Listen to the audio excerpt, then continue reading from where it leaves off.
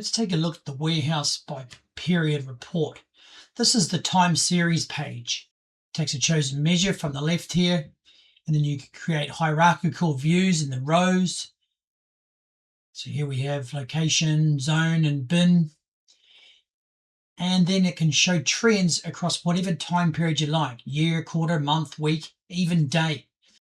And visualizes all that as a table and as well as a chart. So you can see the shape of your demand rather than a single static number.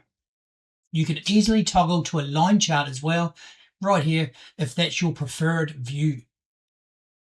It's showing the pick and put away lines by month at the moment, but with the click of a button, I can now see that by week. Now I can see the rhythm of the warehouse, where the peaks are, where there is a seasonal build, whether activity is growing. This matters because so many warehouses staff and plan to average, when reality is peaks and troughs. Monday surges, for example, or month-end spikes and seasonal pushes.